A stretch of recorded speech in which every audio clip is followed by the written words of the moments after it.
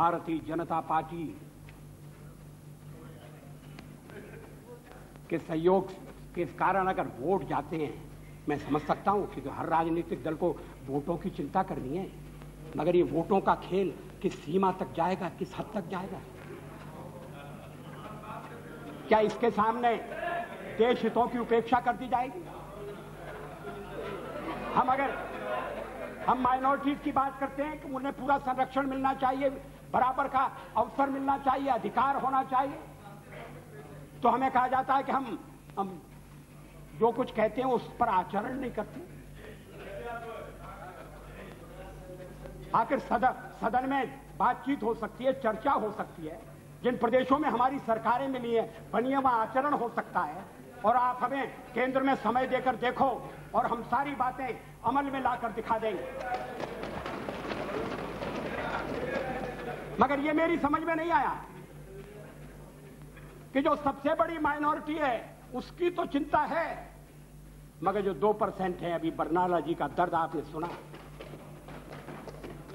उसकी पीड़ा नहीं। अध्यक्ष महोदय, मुझे वो दिन याद है, दिल्ली में दंगों के बाद और सिख भाइयों के कत्लेआम के बाद मेरा भी भाजपा का एक कार्यकर्ता मुझसे रात के अंधेरे में मिलने के लिए आया। मैं उसको पहचान नहीं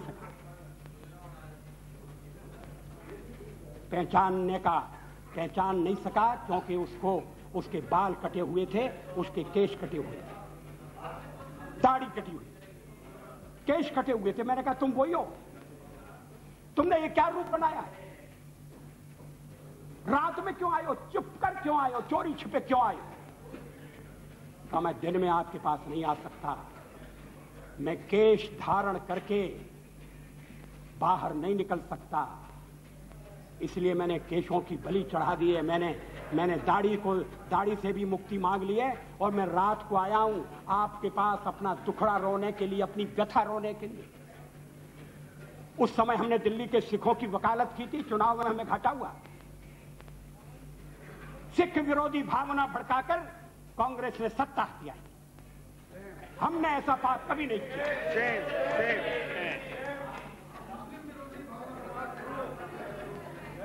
दोनों गलत है, मगर आप सिखों पर हुए अत्याचार की निंदा नहीं करते? बिल्कुल करते हैं। नहीं, 10 साल बहुत बार किए हैं, हाउस में किए हैं, कितने बार किए हैं? पार्लियामेंट में कब किया? हाउस में कभी सारे अपराधी पकड़े नहीं गए? Number of times we raise this issue. Why he is making such allegation? Mulayam जी,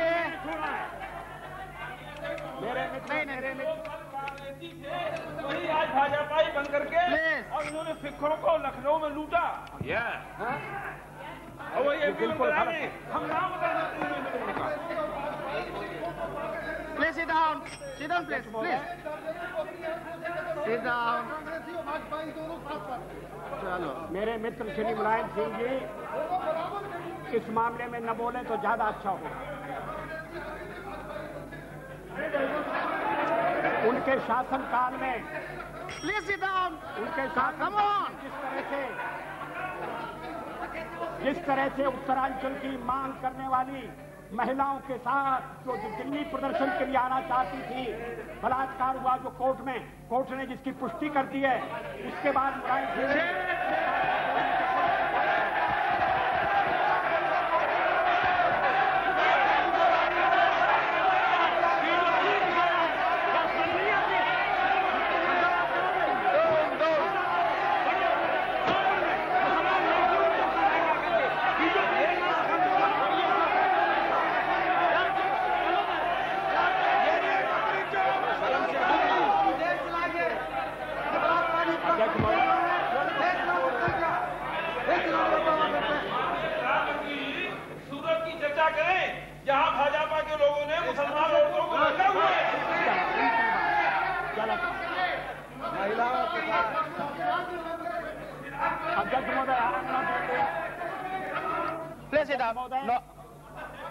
ये सभी मित्र कल से लेकर आज तक बोलते रहे।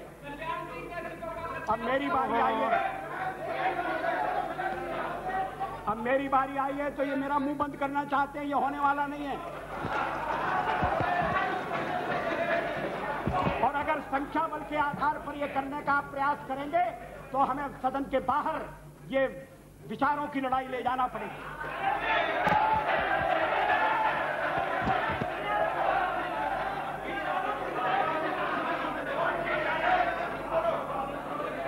अध्यक्ष महोदय,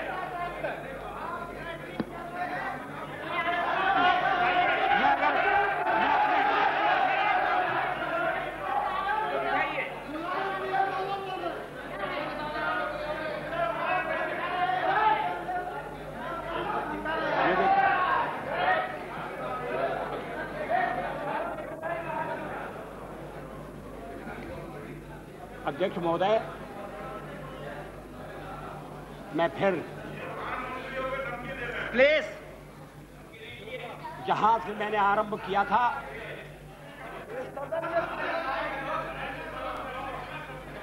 वहां अपने भाषण को ले जाना चाहता हूं।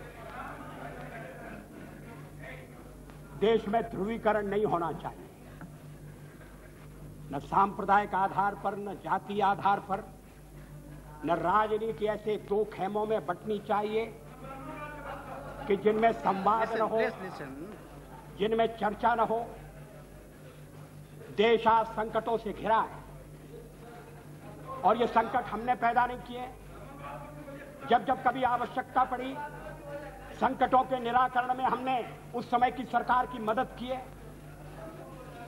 उस समय के प्रधानमंत्री नरसिंह राव जी ने भारत का पक्ष रखने के लिए मुझे विरोधी दल के नेता के नाते जेनेवा भेजा था और पाकिस्तानी उसे देखकर चमत्कृत रह गए।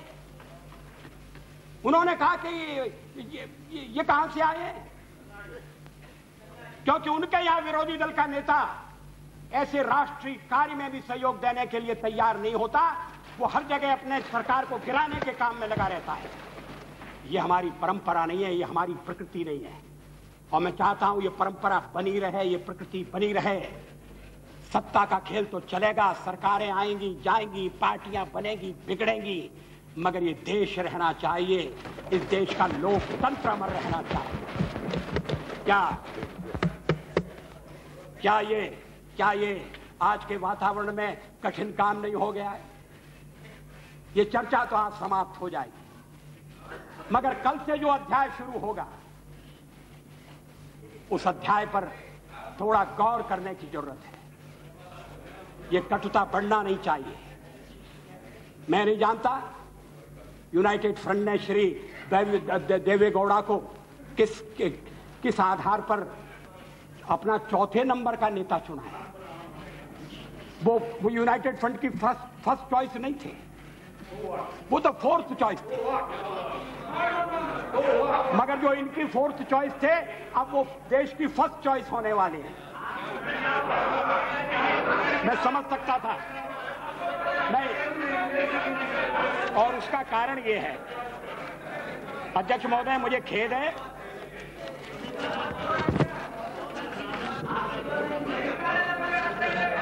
खेद है कि इस चर्चा में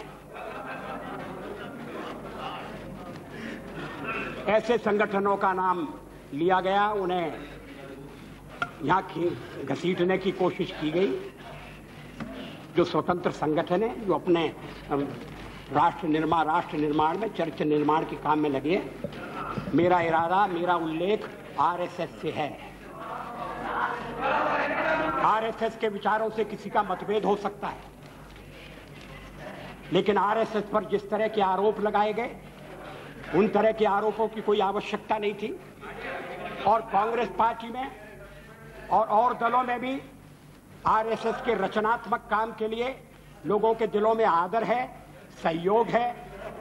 अगर वो दुखियों की बस्ती में जाकर काम करते हैं, अगर वो जाकर आदिवासी इलाकों में शिक्षा का प्रसार करते हैं, तो इसके लिए उनका अभिनंदन होना चाहिए, इसलिए उनको पूरा सहयोग दिया जाना चाहिए। अध्यक्ष महोदय,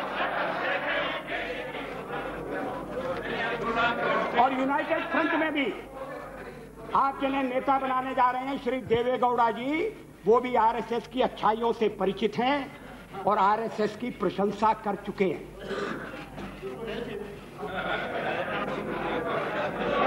अभी आरएसएस की 20th एनिवर्सरी हुई थी। आरएसएस की ओर से संगठन के लिए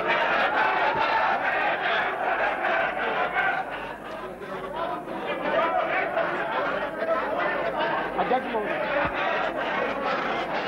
अब देवे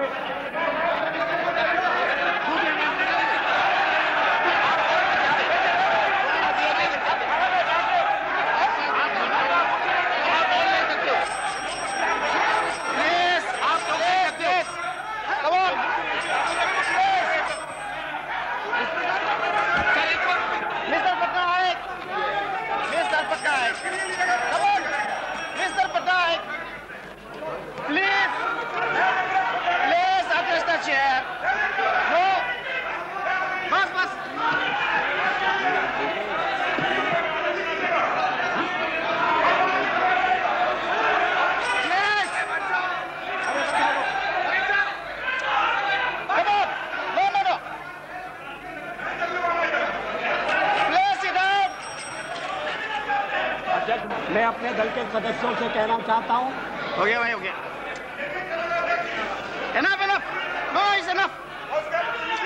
Enough. एक और था जिसमें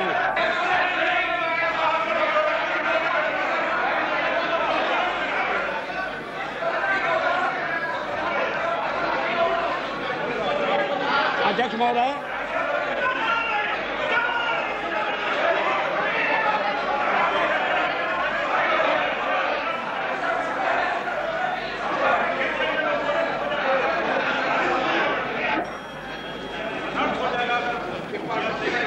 मेरे मित्रों को समझना चाहिए कि मैं भी निर्वाचित होकर आया हूं।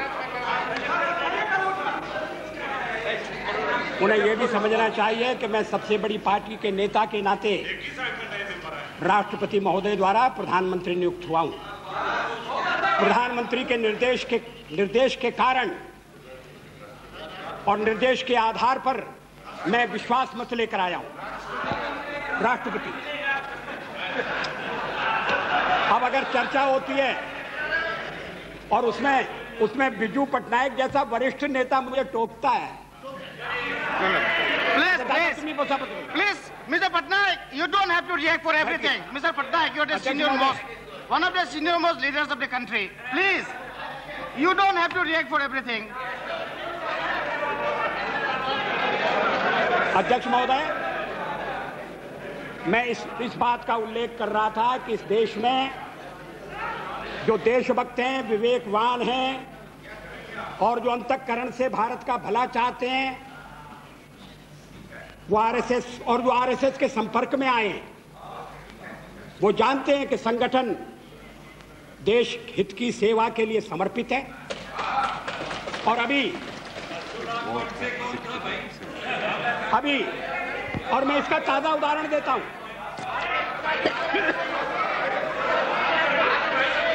मैं इस बात का उल्लेख नहीं कर रहा कि चीनी आक्रमण के बाद पंडित नेहरू के नेतृत्व में रिपब्लिक परेड के दौरान जिन स्वयंसेवी संगठनों को अपनी एकजुटता प्रकट करने के लिए बुलाया गया था, उनमें आरएसएस भी था।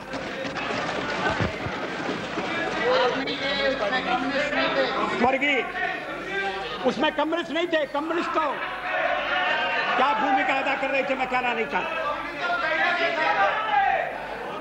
श्री लाल बहादुर शास्त्री के जमाने में वो भी भारत के प्रधानमंत्री थे, लोकप्रिय प्रधानमंत्री थे।